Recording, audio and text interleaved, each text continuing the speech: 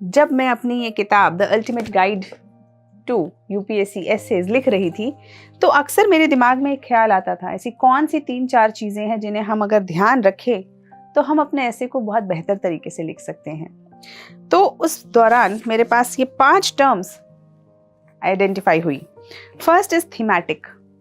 हमारा ऐसे एक थीम को फॉलो करता हुआ होना चाहिए। There should be a proper theme which we must follow. It should not be a random collection of facts. आपने हिस्ट्री में कुछ पढ़ा, ज्योग्राफी में कुछ पढ़ा, कई लोग कहते हैं बस सबको इकट्ठा करो और डाल दो ऐसे में। No, there has to be a thematic flow in your essay. Second is focused. Whatever is the thesis of your essay, thesis मतलब कोई एक particular statement है जिसे वो आपको analyze करने के लिए बोल रहा है. The examiner is seeking a specific analysis from you about a statement. Therefore, your analysis of that statement should be focused. It should not be distracted and scattered. Third thing is relevance. All the topics that we include in our essays, anecdotes, data, examples, stories, all of them should be very relevant to your essay. कई बार आप किसी essay को पढ़ेंगे और आपको realize होगा कि किसी बच्चे ने बस सिर्फ डालने के लिए उसके अंदर एक एग्जाम्पल डाल दिया है, क्योंकि शायद उसने 5 कहानियां याद करी थी, उस 5 में से ये सबसे ज़्यादा फिट होती हुई सी लग रही थी तो उन्होंने यूज़ कर ली.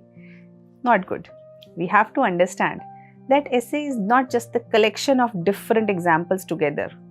It is a logical, organic flow in which a conversation goes, in which a thesis goes. So we have to consider it. So, very important. Only include things which are relevant. Then we are coming to the fourth point, that is analytical. You have to do an analysis. What is analysis?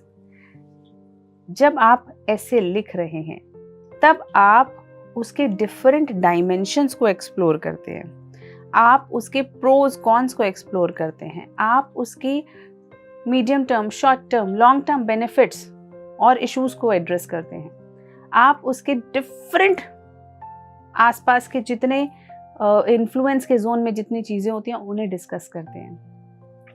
Major thing is that you analyze it.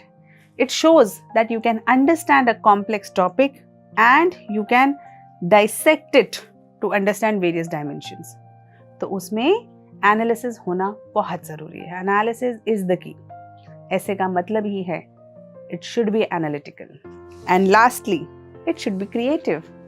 Keeping a person engaged to read for such a long time. आपके ऐसे को 500-600 word के ऐसे को कोई क्यों पढ़ेगा? वो तभी पढ़ेगा ना जब आप उसे उतने समय तक एंगेज रख पाएंगे. सो योर ऐसे शुड बी क्रिएटिव. सो आज हमने देखा 5 चीज़ें हैं हमारे ऐसे की स्ट्रेंथ को बनाने के लिए. First, it should be thematic. Second, it should be focused. Third, it should be relevant. Fourth, it should be analytical. And lastly, it should be creative. So I hope it helps.